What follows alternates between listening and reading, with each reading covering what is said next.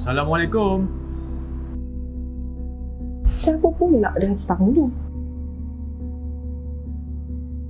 Waalaikumsalam.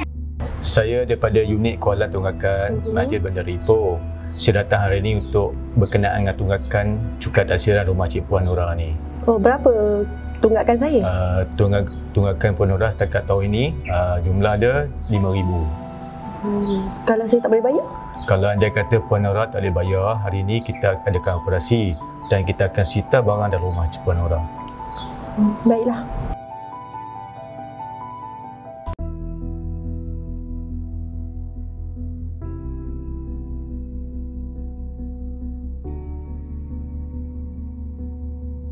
Baik Puan Nora, saya dah tampal satu kad di TV Puan Nora yang berjenama Philip dan akan diberi tempoh 7 hari untuk buat bayaran. Sekiranya tiada, kita akan ambil barang ni. Alah cik, janganlah ambil TV saya. Macam mana saya nak selesaikan pembayaran ni? Okey, baik Puan Nora. Kalau anda kata Puan Nora nak bayar, kita sediakan bayaran secara kredit kad, debit kad ataupun bayaran di pejabat.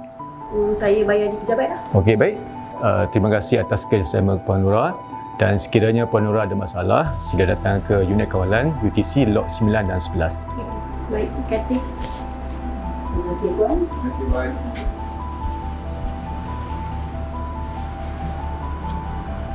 One week later.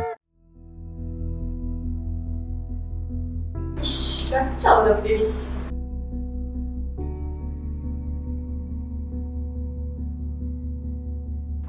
저기 그래서 말인데 재미 씨. Assalamualaikum.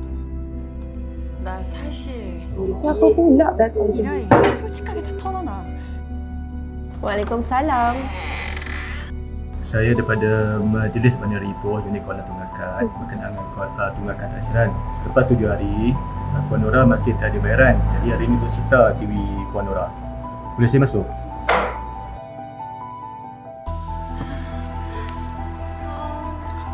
너무 예쁘다.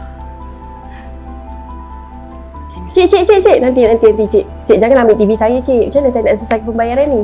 Okey, kalau Puan Nora tak nak kita sita TV Puan Nora, sila bayar sekarang. Okey, saya bayar dekat kaunter sekarang. Okey, Hari baik. ni juga. Baik.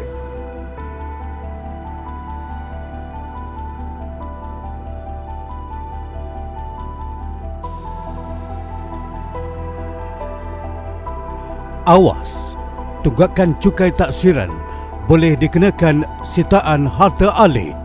Pihak berkuasa tempatan boleh melaksanakan tindakan sitaan dan lelongan harta alih terhadap pemilik yang gagal menjelaskan cukai taksiran.